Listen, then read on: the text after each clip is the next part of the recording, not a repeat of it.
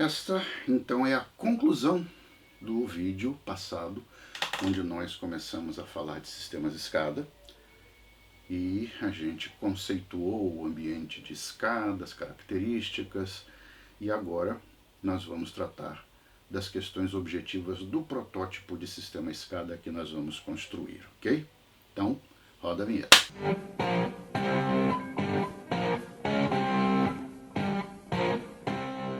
Então, para o objetivo aqui que a gente vai é construir um protótipozinho de um pequeno sistema SCADA. Como é que a gente vai realizar ele fisicamente? Uma série de opções a gente vai ter que fazer nesse nosso protótipo. Uma das primeiras opções é como a gente vai fazer a comunicação entre os nossos elementos do protótipo. Aqui eu optei por usar comunicação via rede local sem fio, né? Wireless LAN, o padrão Wi-Fi, que é I3E 802.11, BGN. Né?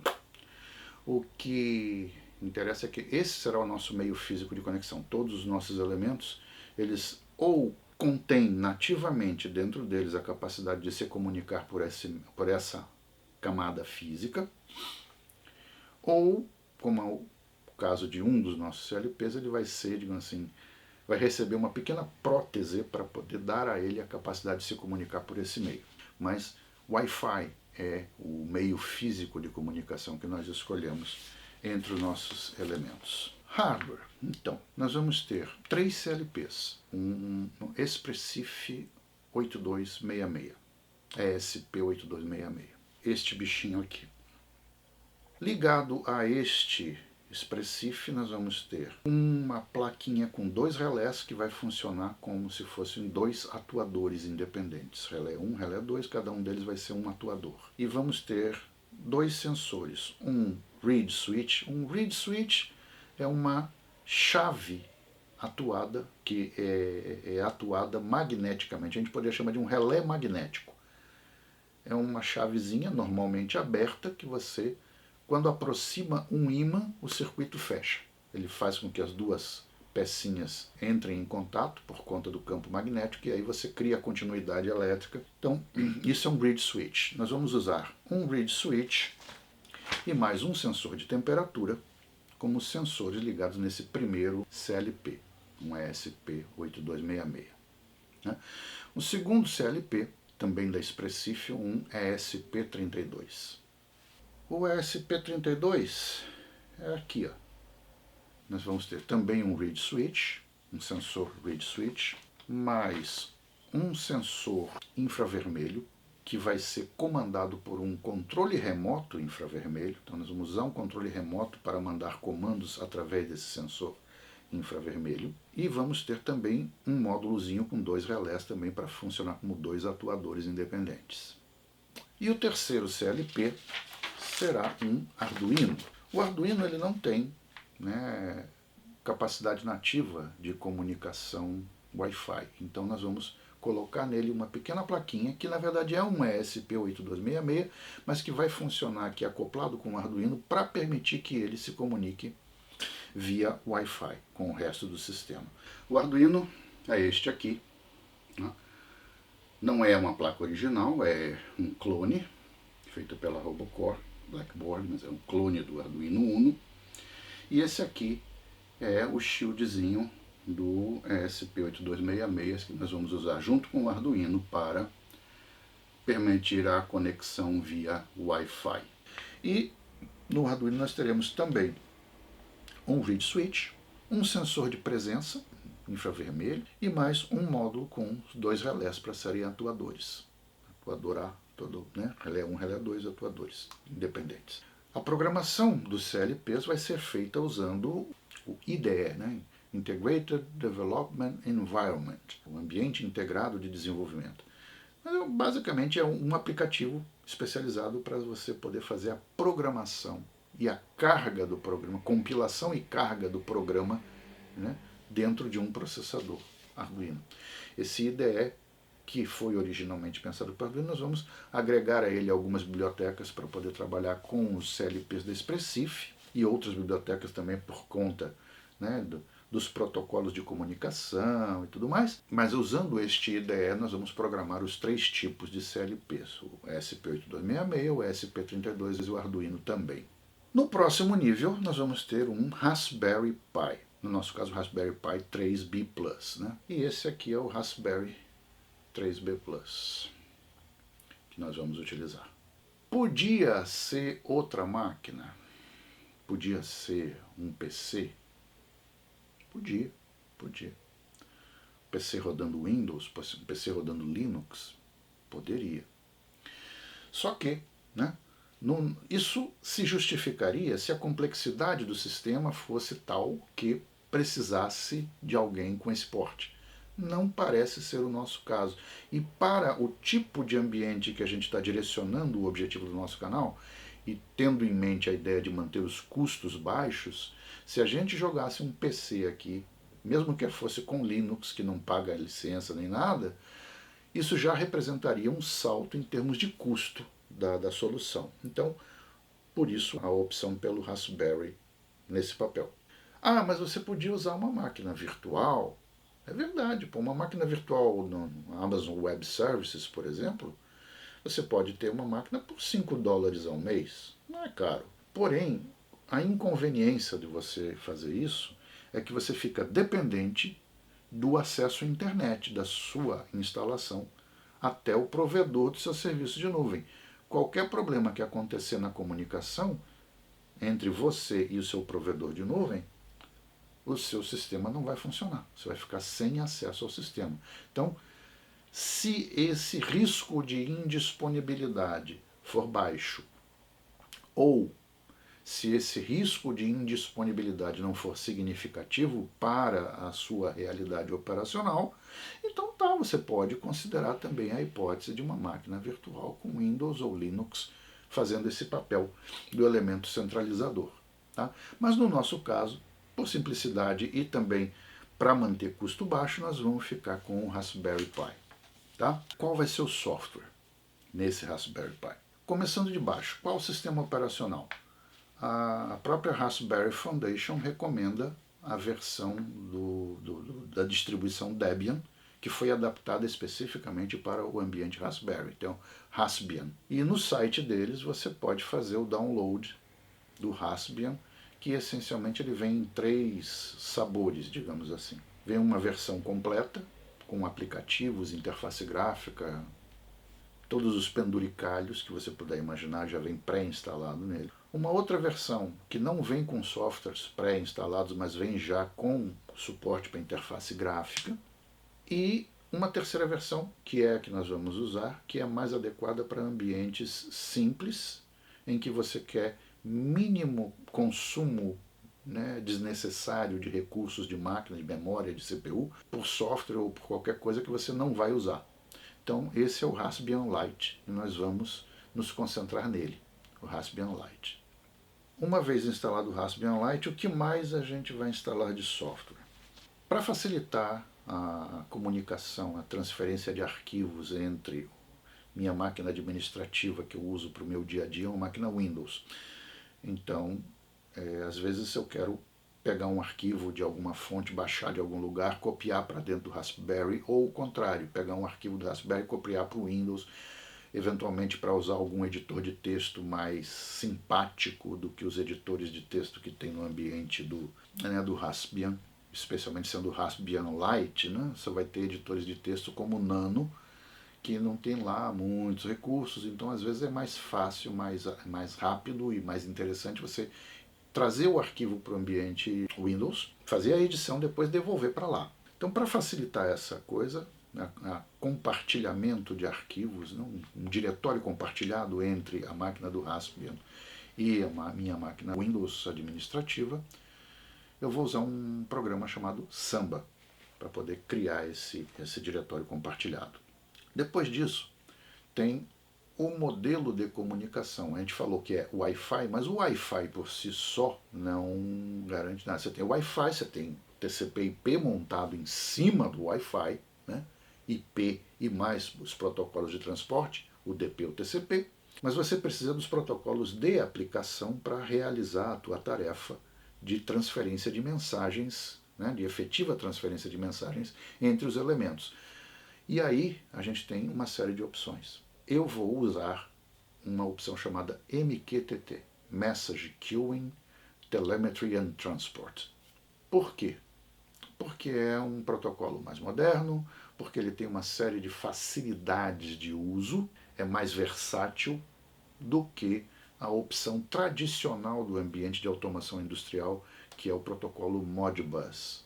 O Modbus foi inventado originalmente para comunicação sobre links seriais, e a verdade é que a gente não usa mais isso. Depois foi feita uma modernização do Modbus para você poder carregar as primitivas do protocolo Modbus em cima de uma infraestrutura TCP ou UDP, chamado Modbus TCP ou Modbus UDP. Melhor, mas ainda assim você está lidando com as primitivas antigas do protocolo, com as limitações antigas do protocolo. Eu não vejo nenhum motivo para ficar perpetuando essas coisas do passado sem necessidade. Então minha opção é pelo MQTT. O Modbus eu só utilizaria realmente numa situação onde eu tivesse algum equipamento legado ou a necessidade de me comunicar com alguém que só conseguisse falar Modbus, enfim. Não vamos investir na ideia do Modbus no nosso protótipo, não. Vamos usar MQTT como forma de comunicação entre os elementos. A transferência de mensagens entre os elementos CLPs e o elemento controlador vai ser feita em cima do protocolo MQTT. Okay? Como banco de dados, para poder armazenar os dados que vão ser recebidos dos CLPs, né, e montar as séries históricas, vamos usar um banco de dados que é especialista na armazenagem e representação de séries temporais, séries históricas. Esse é o InfluxDB. Também vamos usar, em paralelo, um programa especialista para construção de dashboards, que é o Grafana. E como é que a gente vai juntar isso tudo para funcionar na prática? E aqui entra uma opção que eu tive que fazer. Quando eu comecei essa ideia, eu pensava em utilizar para esse papel um software chamado SCADA-BR. Porém, depois de muitas tentativas, vários testes, coisa tal, eu estou deixando essa ideia de lado. Não abandonei completamente, mas está, para mim, em baixa prioridade, por uma série de motivos. Primeiro, muito aparentemente, para que o software funcione, você tem que usar algumas, né, o SCADA-BR é um software feito em Java, na linguagem Java. Então, para ele funcionar e para poder ser acessível via web, né, de outra máquina, usando um browser, eu acessar o sistema SCADA-BR, eu preciso que a máquina onde o SCADA-BR vai rodar tenha duas coisas. Precisa ter um Java Virtual Machine, então tem que ter no mínimo um Java Runtime Environment, né, um JRE, pode ser um JDK também, mas como eu não vou desenvolver, não precisaria ser um Java Development Kit. Basta o JRE, né? Java Runtime Environment, mas eu preciso também de um servidor web adaptado ou especialista para poder fazer essa interface com sistemas Java.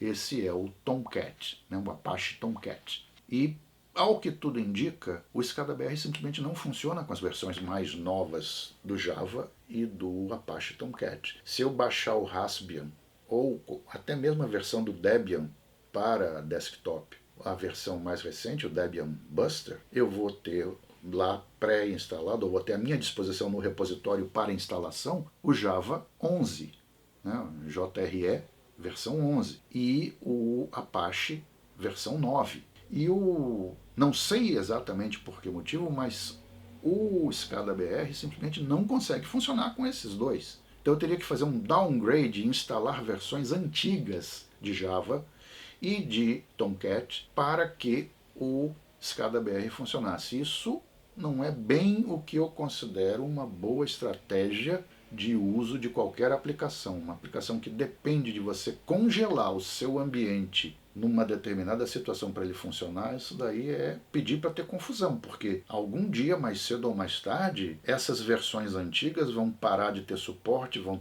parar de ter locais onde você possa armazenar, e você vai ter que se preocupar você mesmo, não, vou ter que manter o meu repositório local, porque o fornecedor, quem quer que desenvolveu isso aqui, que é básico para o meu sistema funcionar, não distribui mais, não dá mais suporte, não faz nada, e eu preciso guardar isso e cuidar disso, quando na verdade eu deveria usar a versão mais recente. Então, eu não sei o que está acontecendo com a comunidade dos desenvolvedores do ScadaBR, que eles não estão atualizando o sistema dele para as versões mais recentes de Java Runtime Environment e de Tomcat. Não sei por quê. Então, isso é um problema. Outro problema é que os próprios tutoriais que eles publicam, eu vi uns 3 ou 4 tutoriais diferentes, eles mandam pegar os arquivos WAR, né?